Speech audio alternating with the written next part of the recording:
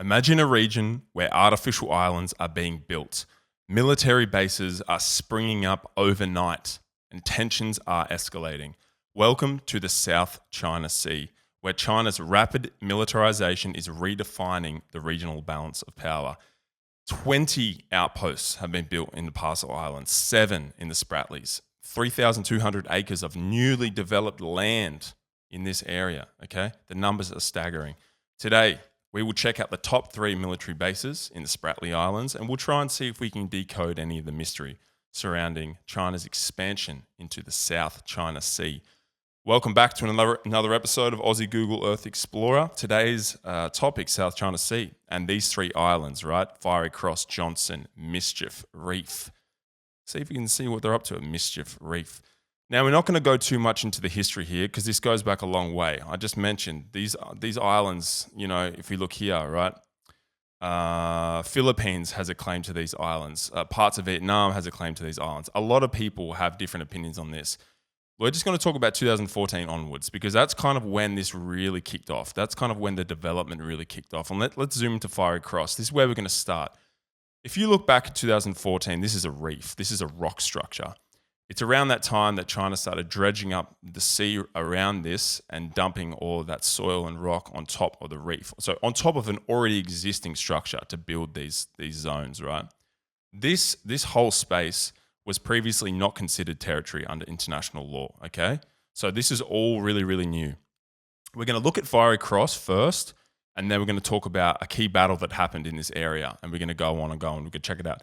So this is Fiery Cross, okay? Fiery Cross Reef in the Spratly Islands. And this is a big one. This is a big one. I've got some notes here.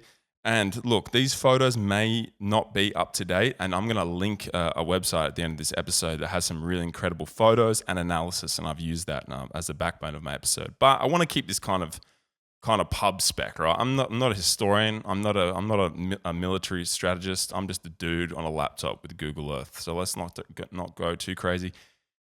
Why do you have a swimming pool if you got this beautiful water to swim in? I mean, come on. That's just go for a dip here. What are you doing? 3,000 meter runway this thing's got. So you can land all types of aircraft here. You can like fighter jets, cargo, anything. This runway can handle whatever you want, right? This guy, what else have we seen here? This has hangars. This has hangars here. These, you can put your aircraft in here. Helipads, of course.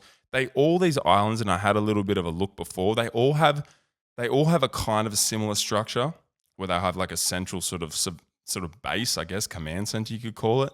They all have some sort of way to land aircraft. They all have some sort of way to land helicopters. And then there's like places for people to be housed, right? Like these are all quarters. Obviously, people are living here. Let's have a little peek around here. Let's check this thing out. Also, of course, places where ships can dock. So let's just zoom out a little bit here. These is like it's a naval base essentially, right? Every one of these places is essentially a naval base too. So you need to be able to put your destroyers and your cargo ships, and they often have these. I guess these would be. This is like radar, I guess. Surveillance. What else we got here? Dude, is this like a little basketball court? This is like a sick little Airbnb. How come they get their own basketball court?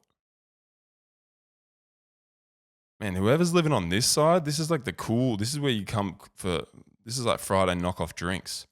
You come here, play a bit 2-on-2 pickup basketball. Imagine living out here, man. People live on this bad boy. People are living out here.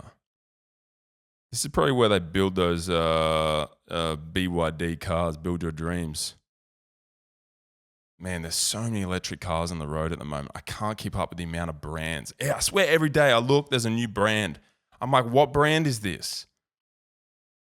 What brand is this? Tennis courts, little soccer courts, little foosball courts, running track. Make sure the boys are in tip-top shape. Obviously a hospital, giving that away a little bit. These pictures are old. You can tell these pictures are kind of old because this is still under construction. And I do encourage everyone else to look at the link and check out the link because it's really interesting how these have been built over time, and it gives you it gives you a look into what they look like currently, which is like super interesting. Mate, I would be fishing here constantly. I would be getting in so much trouble by the bosses. I'd be fishing constantly if I worked out here on the old Fiery Cross Reef. They'd be getting Fiery Cross at me because I'd be always fishing. This Fiery Cross in the Spratlys. This is actually one of the largest islands. This is like 600, 700 acres. Hold on, yeah, 677 acres. And this has been under Chinese control since 1988. Like I said, this goes way, way back. Way, way back. And let's touch on this now because 1988 was a really, really important year, okay, for the militarization of the South China Sea, specifically the Spratly Islands. So let's zoom out a little bit here and let's have another look at another island that I've marked. And this is Johnson Island. And I've got a bit of a yarn for you here, a bit of a story about Johnson Island. So the year is 1988, like I just mentioned, and Vietnam has claims to this area as well. So in 1988, 2 Vietnamese ships with 100 soldiers and some building materials came out here to South Johnson Reef, and they stuck a flag in it, and they staked their claim, I guess you could say. They staked their claim. Meanwhile, nearby, Chinese had a bit of a base at another place called Hughes Reef, which was under their sort of control at the time. There's a bit of a brouhaha, kicks off somehow. Obviously, each side has their story. Cut to the chase, the shooting starts, okay? And the Vietnamese are absolutely mowed down. 62 are killed in a matter of minutes, just completely mowed down.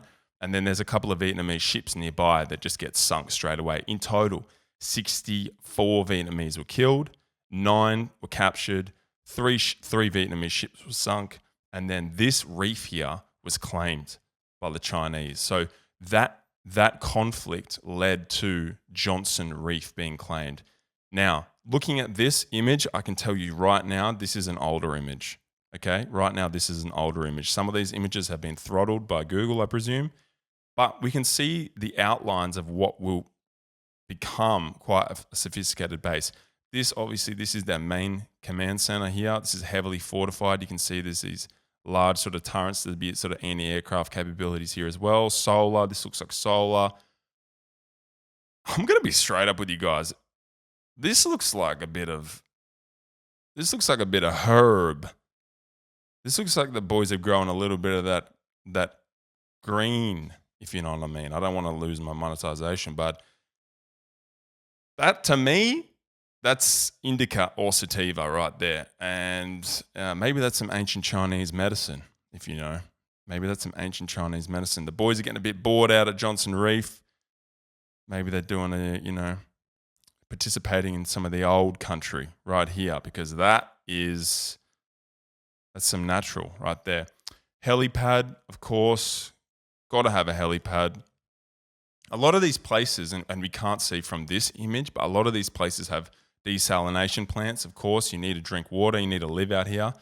And that's one of the common features when I was doing research for this episode, that desalination plants featured heavily across all of these islands, as well as lighthouses, right? You want to make sure that you're giving off signal and no one crashes into your island. Anti-aircraft guns were super popular, so that every one of these bases will feature anti-aircraft guns. And we'll get to that a little bit later on in the episode. The sort of purpose and the thinking around why controlling this area is so important to Chinese expansionism and their military presence in the area. I touched on this before, but this is a disputed zone, right? So in 2016, International Tribunal found that China had no right to claim ownership of the sea. So South China Sea, I was thinking about that before I started this episode. Why is it called the South China Sea? Because in that, we're kind of like giving them the answer straight away. You're kind of like saying, well, it's called the South China Sea. How come China doesn't get the islands? It totally makes sense. And those roots run way, way back, right? That's a nod to imperialism in the area, about trade routes, about white Europeans when they first came down. These other countries weren't important as China. So they see China, they see what's below it, what's southern, and they go, that is the South China Sea. But in that, Vietnam calls it the Eastern Sea, okay? They don't call it the South China Sea. Philippines calls it the West Philippine Sea. So there's all these layers to this story. And there's all these different countries that claim it. Obviously, China is a military superpower, so they're not going to... It doesn't matter what Vietnam says. Doesn't matter what the Philippines say. China's going to overrule. They're the big dog, right? They got the biggest bite. They got the biggest bark. This is Johnson Reef, okay? Johnson Reef, and this is where that big battle happened in 1988. And that was a super important year because a lot of these islands are actually established in 1988. Johnson was the most bloody of all. So let's just zoom out a little bit here and let's get a little bit more context of where we are. We've got Fiery Cross, Johnson in the middle. We're going to Mischief Reef next. We're going to Mischief Reef. I love that name, Mischief Reef. This place is huge, dude. This is one of the biggest. Okay, this is a monster. Look at the size of this thing. Geographically, it has this really big center part of deep water. And look at the amount of ships that are currently floating. And again, I'm sure this is old footage, but you know, that's a barge of some sort. You can see that it has all these holes in the hull there of carrying some sort of supplies. Again, that looks very similar to me. That looks like a dredging ship or something to build. But amongst these ships, you can see here these are military ships here. It's a military ship. That's a military ship. There's so many. Look at them all. There's so many, dude. So many. This is like a little bunch of ships. What are they all doing stuck together like that? Why are these ships all stuck together like that? What are they all stuck together for? I've never seen that before. Or ships all stuck together. That's very strange. If you know all these ships are all stuck together, put that in the comments. Please put that in the comments. Also, just while we're on the comments, if you want to drop a comment, I encourage you to. It's really cool to read all your comments, but it is important to remember that keep it civil. Keep it civil. If you want to engage in a geopolitics discussion on YouTube, I implore you to keep it somewhat civil. Leave race out of it. If you got something interesting to say, you got some analysis, it's cool, but don't go off in the comments, man. No one wants to read that. Nobody wants to read that. All right, Mischief Reef. What sort of mischief are they getting up to at Mischief Reef? This is a monster runway, 2,600 meter runway. So similar to what we were talking about before at Fiery Cross, you can land a whole different bunch of aircraft on this. Nothing's too big to land on this runway. They've got hangars as well. It's a very similar setup, I think, to Fiery Cross. Obviously, a lot bigger, and you can see there's a lot of infrastructure being built currently here. And jump onto that website to check out the latest photos. But what else have I got here? Actually, let's just have a little look around. See if we can just have a little gaze here and see if we can find anything interesting. Zoom out a little bit. I love how they've all got running tracks. No matter where you go, mate, look at us. We're all the same, aren't we? We love playing a bit of tennis and a bit of soccer and going for a jog. Always got running tracks. Always got swimming pools. Always got swimming pools. No matter what you look at, running tracks and swimming pools. This looks like it's under development really, really early on in the piece and hasn't really got too far yet. Some of the newer photos I've seen, this is all developed. Right? Mischief Reef. Main sort of port area here. These are like dredging ships, so they're dropping off all the soil and all the dirt to be taken. Or I think that's what that is. But yeah, this is heavily under construction right now. Super interesting. Mischief Reef in the Spratlys. Mischief Reef. Let's get to the meat and potatoes of the video. And look, I'm no military strategist. I'm no expert. This is very pub level, all right? You're not going to get a cutting edge breakdown of what's happening in the South China Sea. But in essence, okay, using these islands, let's zoom out a little bit. Using these islands, and there's so many more of these, right? These are just Spratlys. There's so many more islands, and we can do another video on that later on. But using these islands, China has the potential to project their military power to the area, right, to the region, in so many different ways, okay? Physically having a presence somewhere, that's a military power, okay? Just being there. So they're there now, military power. Another one, though, that you don't really think about is trade. So this trade route is one of the most busy trade routes in the world. Trillions of dollars are running through here at all times, right? If China has control of the area, effectively they have control of what goes through that area. They can dictate the terms, who passes through, when, why, do they put tariffs on different things. It's like it's a toll road, effectively. So this is like the M5, your West Connects or whatever is a toll road. So they control the tolls, they control the whole business, okay? Another thing that is interesting is that when you have control of an area like this, you also control the airspace above it. So if they wanted to, and this is a bit pie in the sky, but they could declare this area like an identification zone. So you would need permission to fly across it. Okay, it doesn't matter who you are, you would need permission. And if you haven't given permission, you're in hot curry. You don't want to be there, right? Because I mean you're getting shot down. That's the Badlands, okay?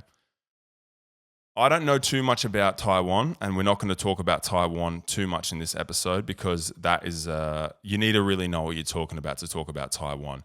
But Taiwan's up here, obviously. The yarn is that if China was interested in taking Taiwan, these bases and this whole control of the South China Sea would become incredibly important in that effort, okay?